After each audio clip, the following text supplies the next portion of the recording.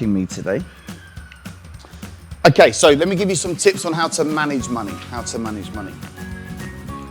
Number one, stop spending it on shit. One of my clients not so long ago, the Dobsons, when I started to work with them, and some of you know the Dobsons, right? Yeah, some of you really know the Dobsons. They've been working with me for 3 years now, one of my top inner circle clients. They had invested £35,000 with another property training provider. For whatever reason, they didn't get results. For whatever reason, they then came to one of my trainings, became inner circle members of mine. So at that time, I think it was £25,000 to be an inner circle member of mine. Pretty nervous, sitting on the fence, quite skeptical. And one of the exercises that I get some of my top clients to do is I get them to go back on their bank statements and have a look and itemize everything they spend their money on, right? It's a really good, powerful exercise. I recommend you all do it because most people don't actually know what you spend your money on. Anyway, I got them to do the exercise. We went back 12 weeks and we highlighted a few problems from Costa Coffee and Starbucks.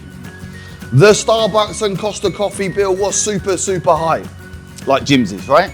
But he's got assets, right? So he can spend as much as he wants. These guys had no assets and they were spending. Anyway, we went back 12 months, over £6,000.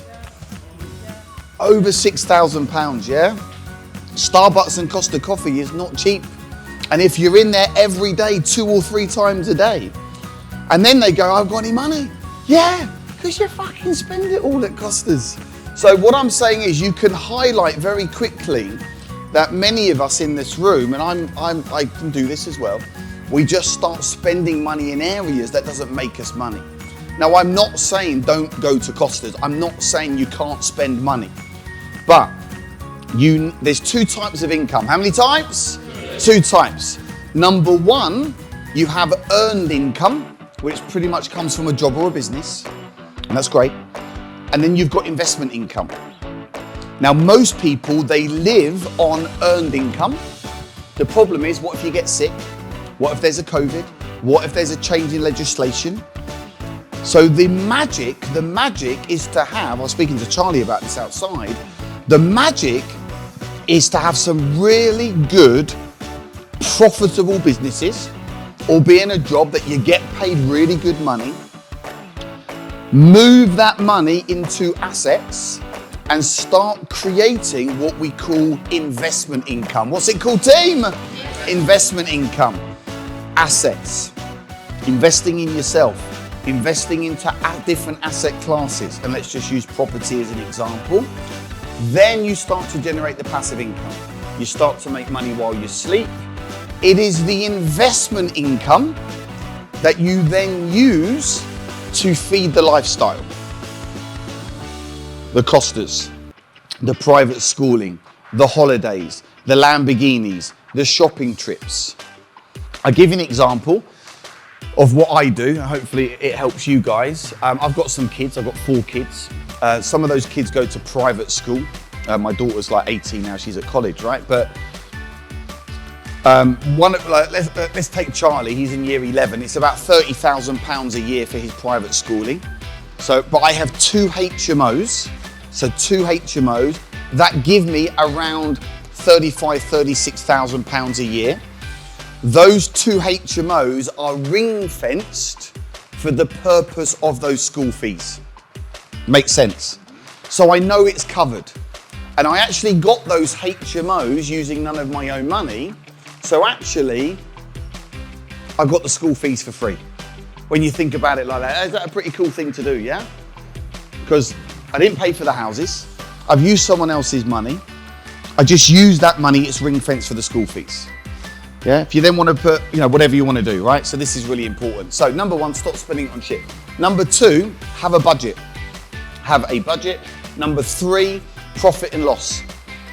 So I recommend that you have a P&L statement done, managed accounts done on a monthly basis. So hopefully you're doing that. If you're not doing it, I would highly recommend, because it's what you can highlight for a P&L statement in your managed account you're not just highlighting how much money you're making or your sales, you're actually looking at your costings. So you might have a HMO, for example, and it's like, oh my goodness, like we're just spending too much on maintenance. But unless you get a managed account done and you can highlight that line by line, it's very hard to determine where the holes are, or there might be a staffing cost issue or whatever it might be. So one of the most important meetings that I have every month, and it is like, it's like, oh my goodness, I've got to have this meeting, right? But it's really important. I do a half day every month with my finance team, and we go through a managed account, a P&L for every property in every business. And it's really, really cool, yeah? Because I can really see how far we're going. We compare one month to the previous month, then we can compare Q2 to Q3, then we can compare H1 to H2, then we compare this year to last year. And we see exactly, so if there's any major problems going on, I'm only 30 days away from highlighting that. Makes sense, team, yeah? So I really feel that's important for any business owner. You need to know the profitability of every part of your business, your incomes, your outgoings. Don't just look at increasing sales, also look at reducing costs. So hopefully that's helped you guys.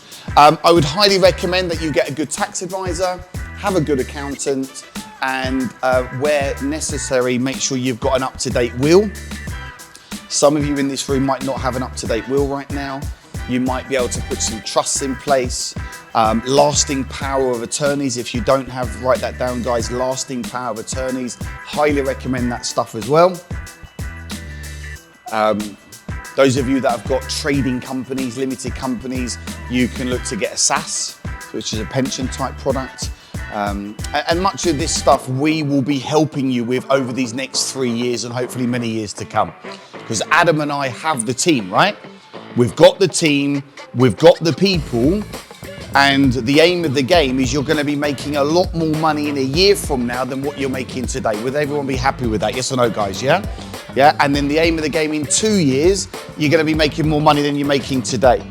So as you make more money, it's more important to manage that money, to protect the money, and get it deployed in the right places and become real money conscious.